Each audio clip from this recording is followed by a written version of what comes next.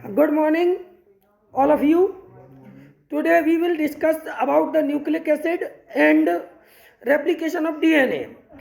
आज हम लोग एक बहुत महत्वपूर्ण विषय मॉलिक्यूलर बायोलॉजी का जो विषय है उस पर चर्चा करेंगे, जिसका नाम है न्यूक्लिक अम्ल और डीएनए रेप्लिकेशन।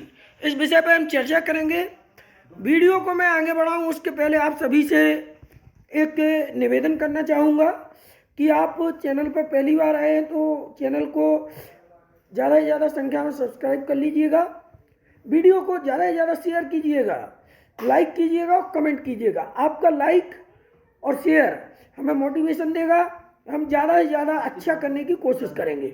ये video TGT, PGT, NEET, NET, LT grade, GIC प्रवक्ता, असिस्टेंट प्रोफेसर एग्जाम आदि की दृष्टि से महत्वपूर्ण होने वाला है। तो चलिए शुरू करते हैं। हम लोग अपने विषय को शुरू करेंगे। न्यूक्लिक अम्ल होता क्या है, न्यूक्लिक अम्ल की खोज किसने की? तो सबसे पहले अगर हम बात करें, न्यूक्लिक अम्ल जो शब्द है वो अल्टमान नामक एक वैज्ञानिक ने दिया था, ठीक है। और एफ मिशर ने सर्वप्रथम इसको पस सेल्स, पस की कोशिकाओं से, क्योंकि जुकाम है हल्का सा तो गले में प्रॉब्लम है, कभी कभी हो जाता है। सर्वप्रथम इनको पस सेल्स या पस की कोशिकाओं से जो है केंद्रक में देखा था न्यूक्लिक एसिड को, और उनको न्यूक्लिन नाम दिया। न्यूक्लिक एसिड नाम बाद में अल्टमान ने दिया, ये हम बता चुके आपको। न्यूक्लिक अम्ल न्यूक्लियोटाइड्स के बहुलक होते हैं, मतलब न्यूक्लियोटाइड के पॉलीमर्स होते हैं, पॉलीमर ऑफ न्यूक्लियोटाइड होते हैं।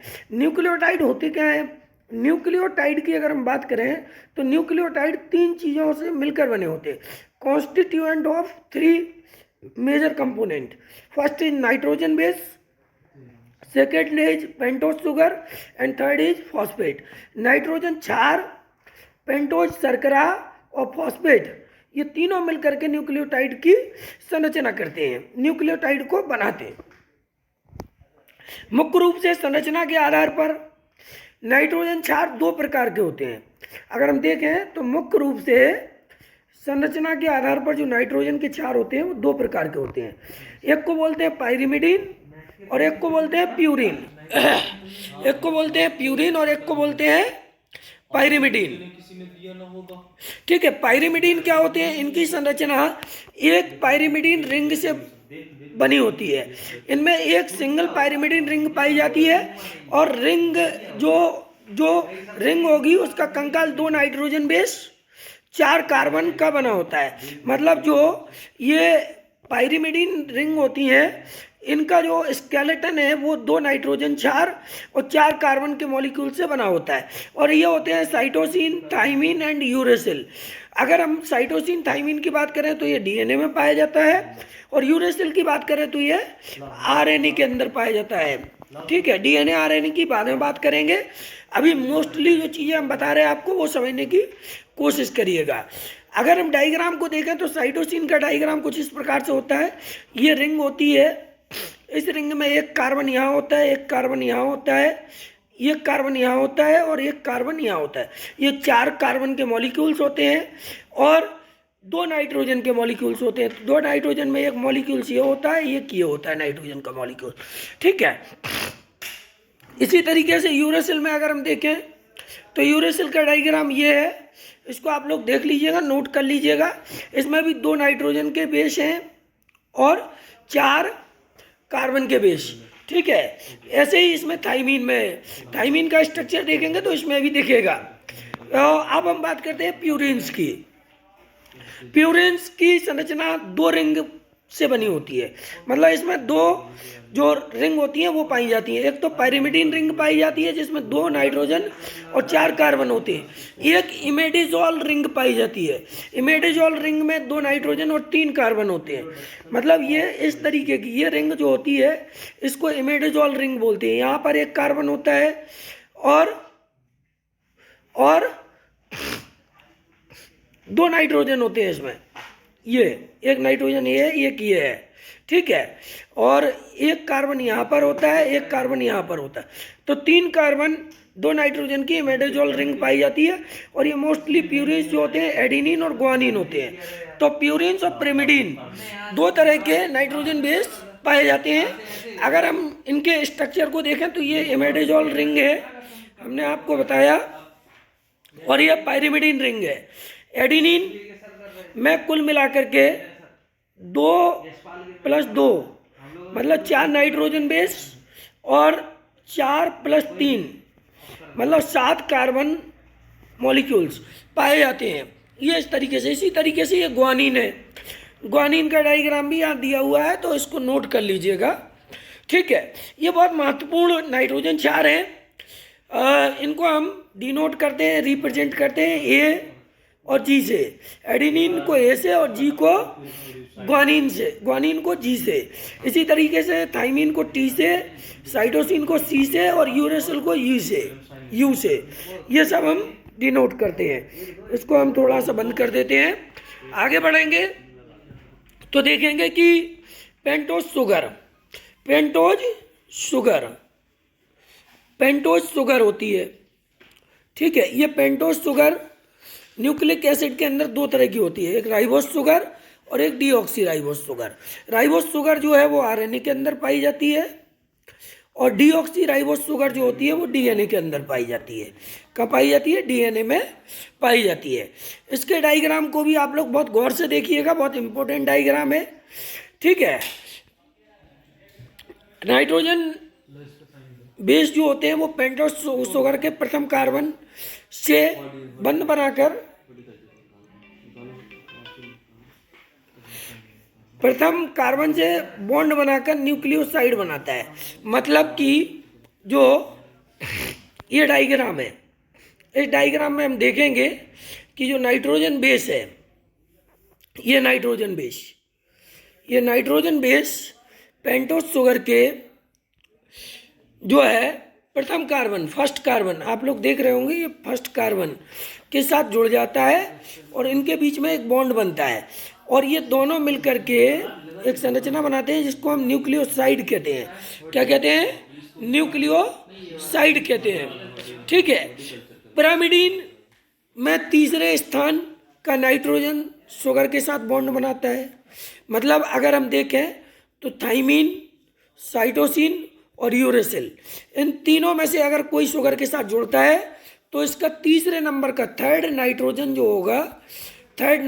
जो होगा वो शुगर के फर्स्ट कार्बन के साथ जुड़ जाएगा। किसके साथ जुड़ जाएगा? शुगर के फर्स्ट कार्बन के साथ जुड़ जाएगा। ठीक है, और न्यूक्लियोसाइड बनाएगा। लेकिन अगर हम प्यूरिन्स की बात करें तो इनका, जैसे एडिनिन और ग्वानिन की बात करें, तो एडिनिन ग्वानिन का नवा नाइट्रोजन, 9th नाइट्रोजन बेस, ये आप लोगों को डायग्राम के माध्यम से भी बताएंगे।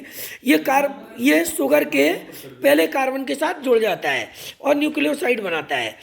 ठीक है, अब ये शुगर के 5वें कार्बन के साथ फॉस्फेट जुड़ता है। ठीक है, और ये एक एस्टर बॉन्ड बनाता है, इसको हम कोवैलेंट बॉन्ड कहते हैं। ये कोवैलेंट एस्टर बॉन्ड बनाता है। ठीक है, और ये तीनों मिलकर के न्यूक्लियोसाइड बना लेते हैं। क्या बनाते हैं? न्यूक्लियोसाइड बनाते हैं। ये तीनों मिल जाए तो न्यूक्लियोटाइड बन जाता है, और ये दोनों मिले तो न्यूक्लियोसाइड बनता है। देखिए, हमने अभी आपको बताया कि जो पाइरिमिडीन है उसका कौन सा? थर्ड नाइट्रोजन फर्स्ट कार्बन के साथ जुड़ता है शुगर के, जबकि प्यूरिन्स का 9th नाइट्रोजन कार्बन के शुगर के फर्स्ट कार्बन के साथ जुड़ता है। ठीक है, तो ये क्लियर हो गया। आगे चलते हैं, आगे बढ़ते हैं। इस तरीके से कुल 4 न्यूक्लियोटाइड और न्यूक्लियोसाइड बनते हैं। वो बनते हैं आपके डीएनए में, और 4 ही आरएनए में बनते हैं। तो अब न्यूक्लियोटाइड और न्यूक्लियोसाइड की अगर हम बात करें तो एडिनिन जब राइबोस शुगर के साथ जुड़ता है तो वो एडिनोसिन कहलाता है, और ये न्यूक्लियोसाइड होता है, न्यूक्लियोसाइड है। ठीक है, इसी तरीके से एडिनोसिन जो न्यूक्लियोसाइड है ये फॉस्फेट के साथ जुड़ेगा तो एडिनाइलिक एसिड बनाएगा। ये न्यूक्लियोटाइड है। ठीक है। इसी तरीके से adenine D oxy ribose sugar के साथ जुड़ेगा तो डी ऑक्सी एडिनोसिन बनाएगा। डी ऑक्सी एडिनोसिन फॉस्फेट के साथ जुड़ेगा तो डी ऑक्सी एडिनाइलिक एसिड बनाएगा। और ये क्या होगा, न्यूक्लियोटाइड, और ये न्यूक्लियोसाइड। इसी तरीके से ग्वानिन राइबोस शुगर के साथ जुड़ेगा, ग्वानोसिन बनाएगा।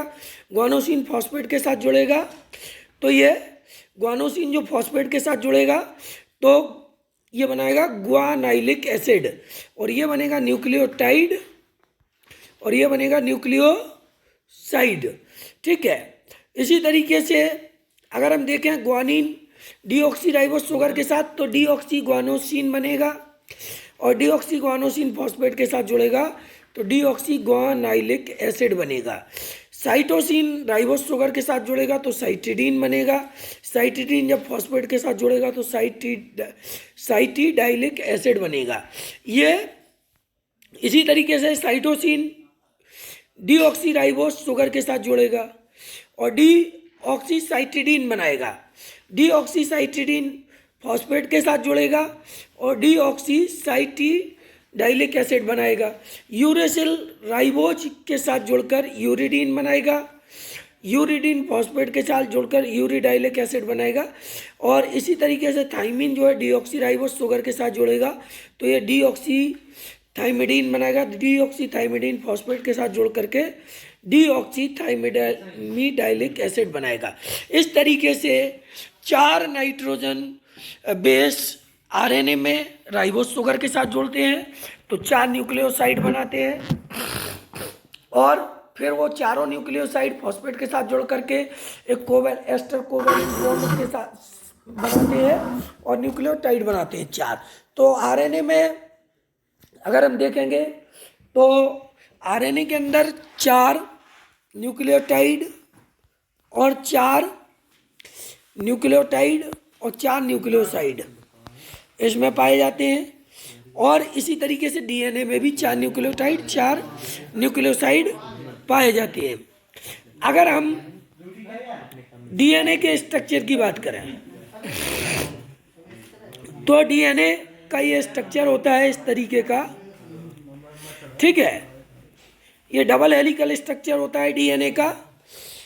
कई जगह हमने आप लोगों को वायरस पढ़ाया तो उसमें बताया था कि सिंगल स्ट्रैंडेड डीएनए भी पाया जाता है। ठीक है। तो हम अभी इसको देखते हैं। तो हम आप लोगों को डीएनए के स्ट्रक्चर के बारे में बता रहे थे कि डीएनए का जो स्ट्रक्चर है वो पॉलीन्यूक्लियोटाइड चेन होता है किसका, नाइट्रोजन बेस का, और जो है पेंटोस शुगर का और फॉस्फेट का। इसमें क्या होता है कि नाइट्रोजन बेस जो होता है ठीक वो 2 तरह के होते हैं। हमने आपको बताया प्यूरिन्स, पिरिमिडिन्स। पिरिमिडिन्स का हमने बताया आपको कि पिरिमिडिन्स जो है वो साइटोसिन, थाइमिन, यूरेसिल होते हैं तो उनका 5वां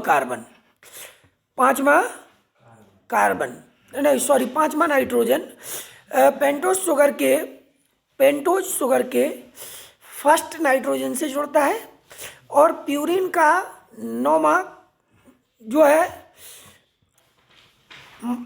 नाइट्रोजन मॉलिक्यूल्स नाइट्रोजन बेस के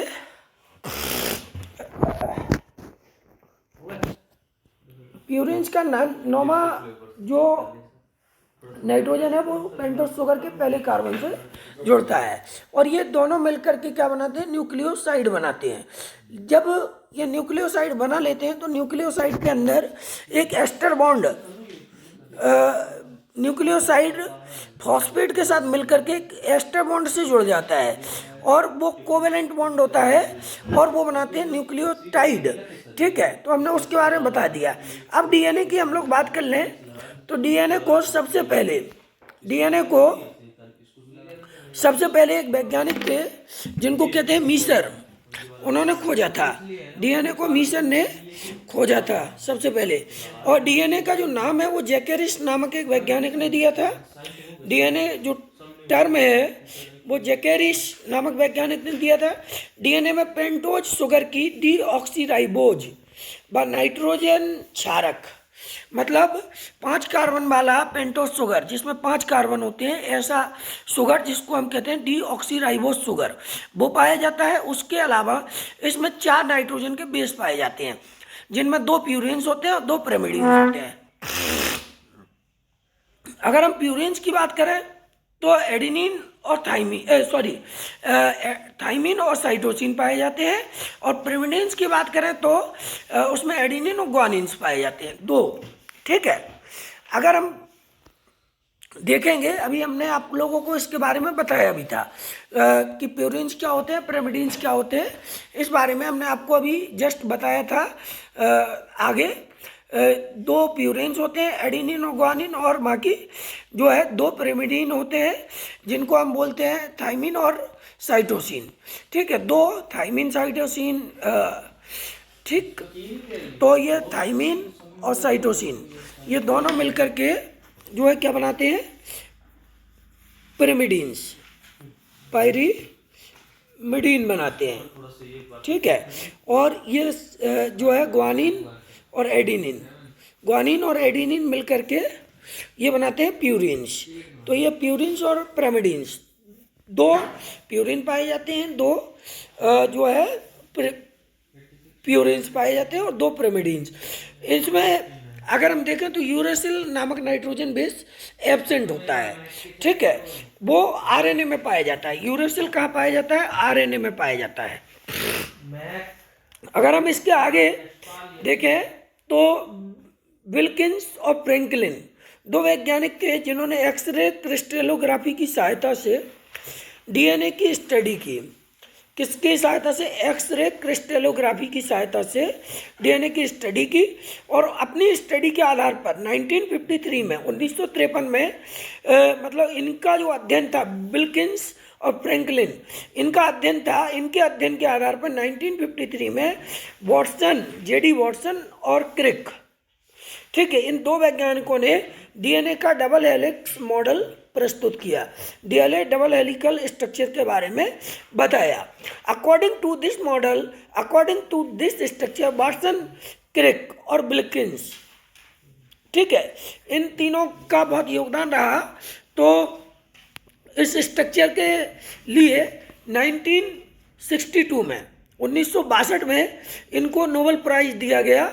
ठीक है, नोबेल पुरस्कार मिला, किन किन को मिला, वाटसन को, क्रिक को और विल्किंस को, इन तीनों को मिलकर के 1962 में, 1953 में इन्होंने डबल हेलिक्स मॉडल दिया, और 1963 से 62 9 साल बाद इनको नोबेल पुरस्कार मिला।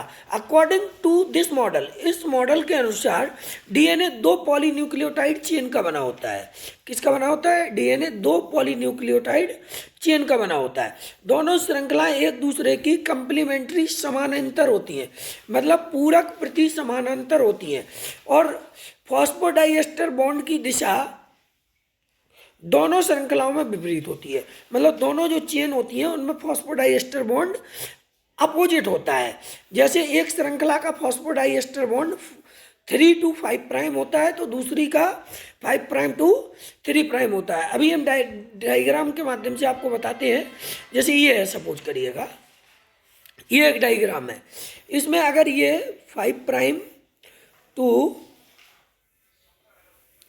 3 प्राइम है, तो फिर ये 3 प्राइम to 5 प्राइम होगा। तो मतलब इस तरीके से फॉस्फोडाइएस्टर बॉन्ड अपोजिट होते हैं।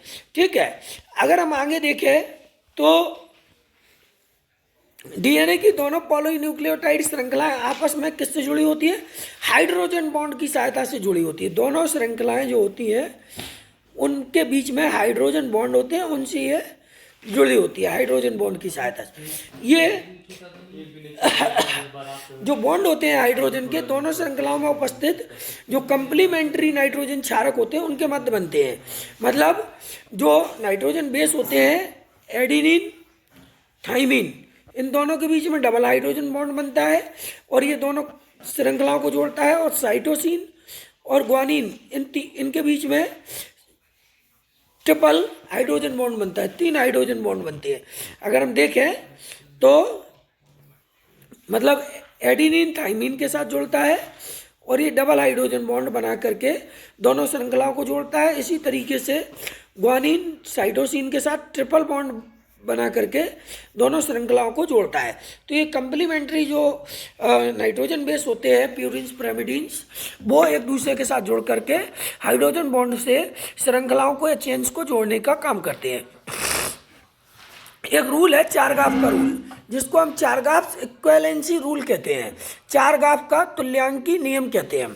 ठीक है, ये डबल स्टैंडर्ड डीएनए में प्यूरिन न्यूक्लियोटाइड की कुल मात्रा पिरिमिडीन न्यूक्लियोटाइड की कुल मात्रा के बराबर होती है। मतलब इस नियम के अनुसार, चारगाफ के रूल के अनुसार, एक डबल स्टैंडर्ड डीएनए में जितने प्यूरिन्स होंगे उतने ही पिरिमिडीन्स होंगे, क्योंकि एक प्यूरिन्स एक पिरिमिडीन्स के साथ जोड़ता है, तो जितनी संख्या प्यूरिन्स की होगी उतनी पिरिमिडीन्स की होती है। मतलब total purine is equal to total pyrimidine. अगर हम इसको देखेंगे मैथमेटिकली कैलकुलेट करें तो इस तरीके का एक स्ट्रक्चर बनेगा।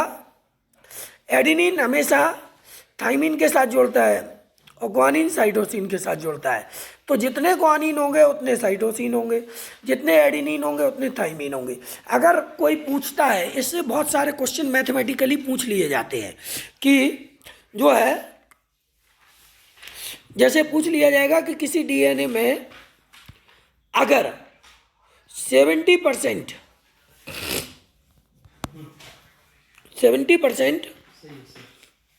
सी और जी नाइट्रोजन बेस है, तो इसमें थाइमिन की मात्रा बताइए, थाइमिन कितना पाया जाएगा, थाइमिन कितना होगा भाई।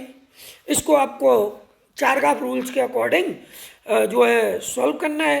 तो कैसे सॉल्व करेंगे इसको? सॉल्व करने के लिए हम लोग चारगाफ का रूल पढ़ेंगे। ठीक है, इस चारगाफ के रूल के अनुसार जी और सी मिला करके कितना है, 70% डीएनए है। मतलब 35% ग्वानिन है, 35% साइटोसिन है। अब 70% को निकाल दें तो बचता है 30%।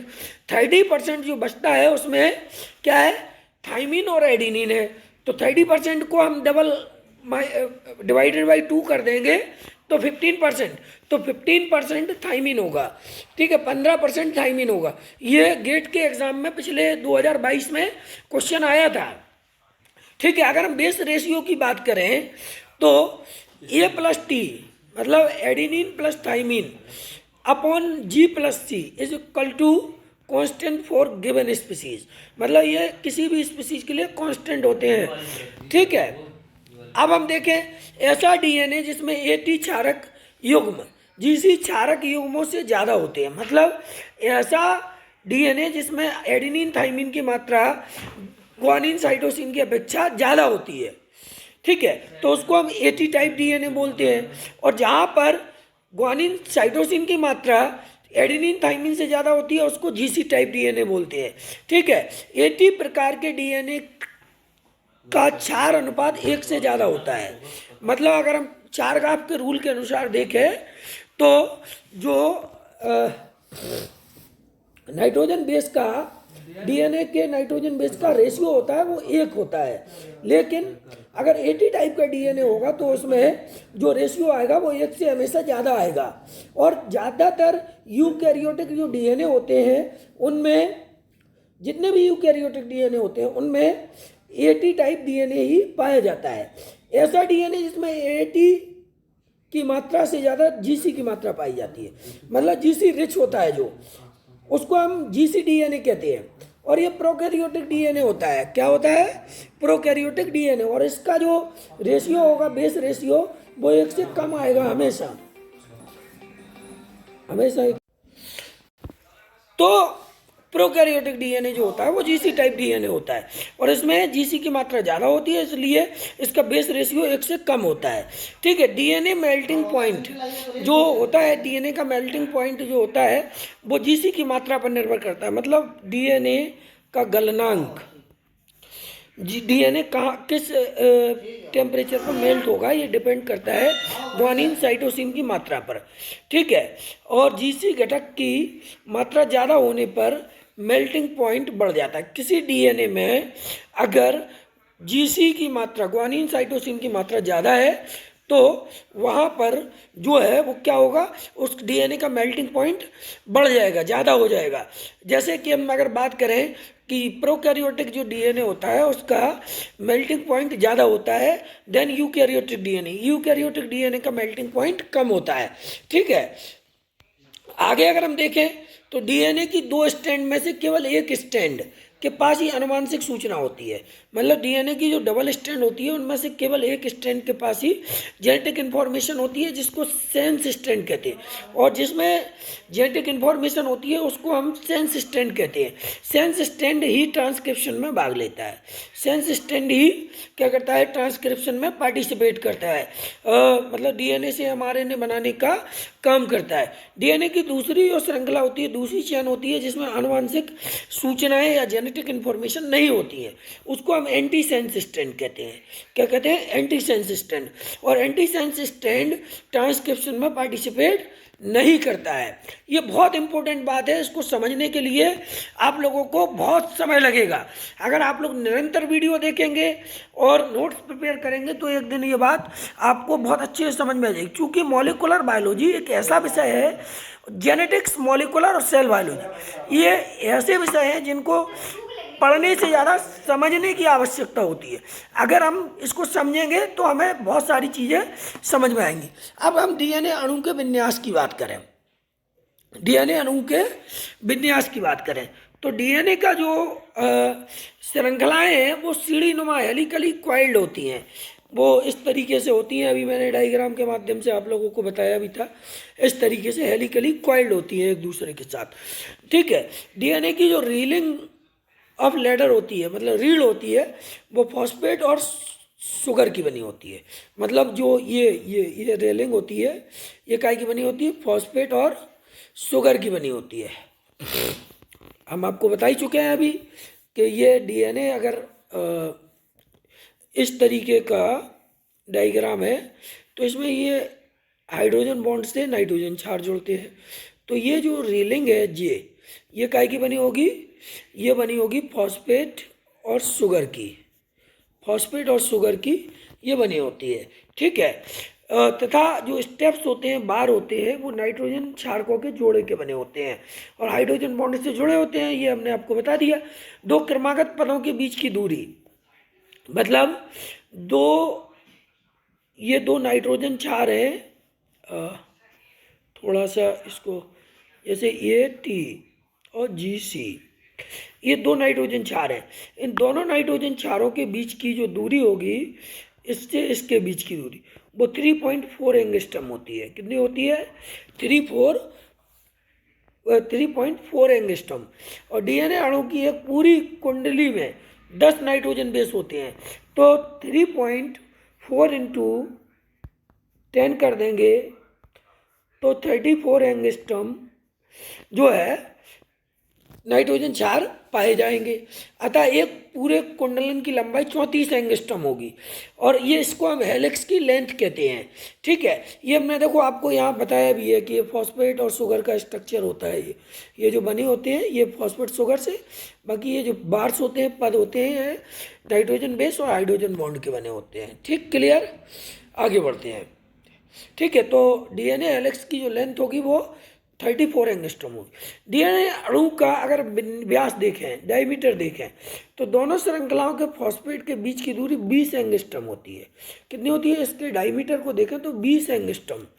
मतलब दोनों जो चेन है उनके फॉस्फेट के बीच की दूरी कितनी होगी, 20 एंगस्ट्रम होती है। मतलब डीएनए अणु का व्यास जो है वो 20 एंगस्ट्रम होता है और दोनों चेन के शुगर के बीच की दूरी 11.1 एंगस्ट्रम, 11.1 एंगस्ट्रम होती है। दोनों चेन के शुगर की दूरी, इन दोनों चेन के शुगर की दूरी जो होगी वो 11.1, ठीक है, एंगस्ट्रम होगी। नाइट्रोजन क्षारकों के मध्य स्थित हाइड्रोजन बॉन्ड की लंबाई, नाइट्रोजन के जो क्षार हैं जैसे A और T है, इनके बीच जो हाइड्रोजन बॉन्ड है, इस हाइड्रोजन बॉन्ड की लंबाई 2.8 से 3 एंगस्ट्रम तक होती है। ठीक है, क्लियर। पेंटोज के कार्बन फर्स्ट, पेंटोज के कार्बन फर्स्ट तथा नाइट्रोजन क्षार के मध्य 51 डिग्री का कोण बनता है। मतलब अगर हम देखें डायग्राम में, हमने आपको अभी बताया था कि पेंटोस शुगर का ये कार्बन फर्स्ट, ठीक है, और नाइट्रोजन ये जो कोण बनता है ये 51 डिग्री का कोण बनता है। 51 डिग्री का कोण बनता है, ठीक है। इन दोनों के बीच में जो कोण बनेगा वो 51 डिग्री का कोण बनता है। इसके अलावा बहुत इम्पोर्टेंट बातें हम आप लोगों को बता रहे हैं, समझने का प्रयास करिएगा। वीडियो बहुत महत्वपूर्ण होगा, भले ही 1 घंटे का वीडियो होगा, लेकिन बहुत सारी जेनेटिक इन्फॉर्मेशन, बहुत सारी मॉलिकुलर इन्फॉर्मेशन इसमें आप लोगों को मिल जाएगी, ठीक है।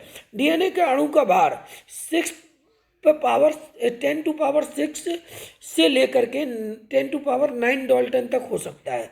डीएनए अणु के मॉलिकुलर वेट की अगर हम बात करें तो वो कितना हो सकता है, 10⁻6 से लेके 10⁻9 तक हो सकता है। यूकैरियोट के केंद्रक में डीएनए की बृहद खांच से हिस्टोन जुड़े होती है।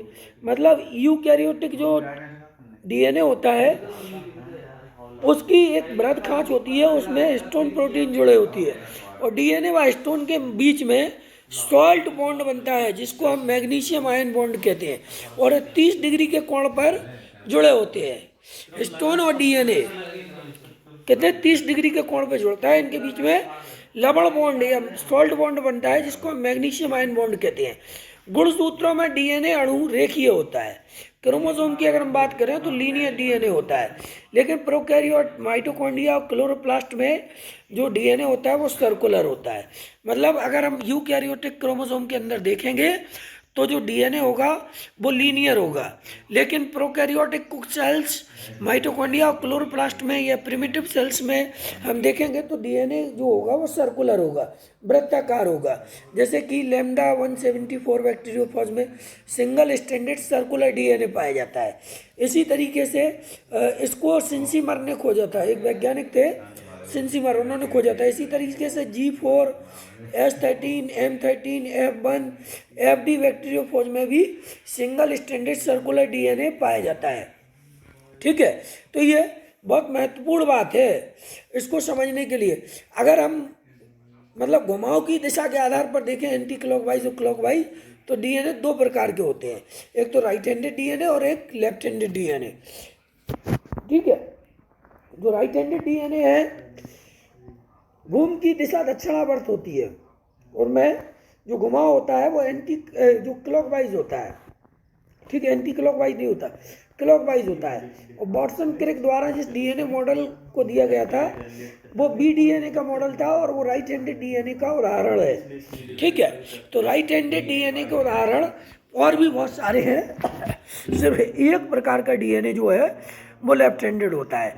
ए डीएनए, बी डीएनए, सी डीएनए और डी डीएनए, ये सभी राइट हैंडेड डीएनए होते हैं। मतलब इनको हम क्लॉकवाइज डीएनए कहते हैं। इनके हेलिक्स की लंबाई देखें तो अलग अलग होती है, डिफरेंट होती है। अगर हम ए डीएनए के हेलिक्स की लेंथ देखें तो 28 एंगस्ट्रम 28 एंगस्ट्रम होती है। इसमें नाइट्रोजन बेस की संख्या जो होती है वो 11 होती है। कितनी होती है?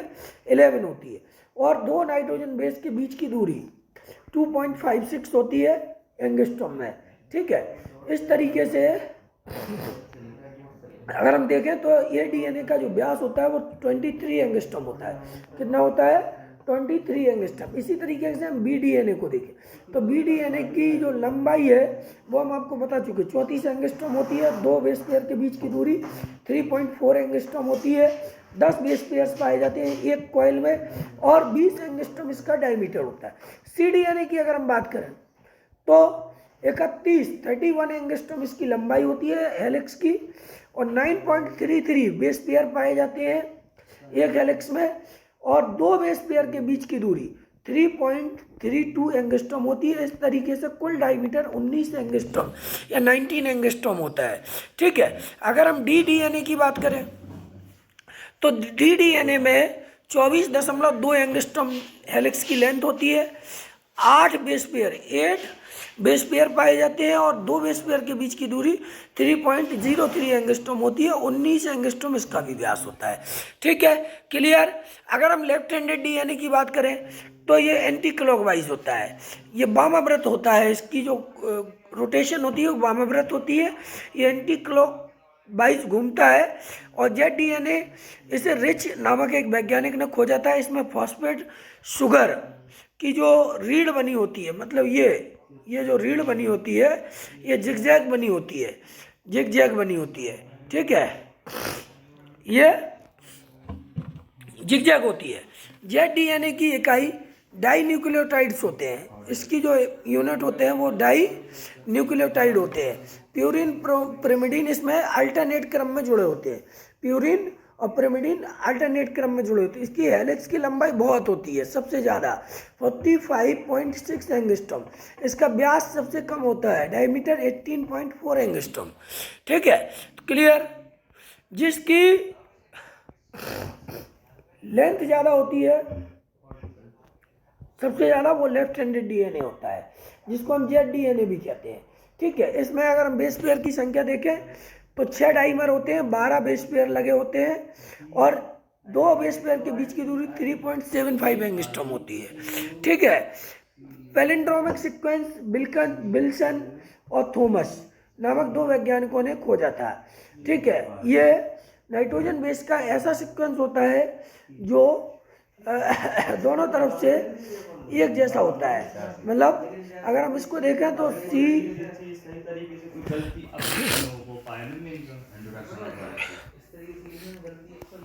अगर हम इसमें देखें तो इस प्रकार के पैलिंड्रोमिक सीक्वेंस में न्यूक्लियोटाइड का क्रम दोनों सिरों पर समान होता है।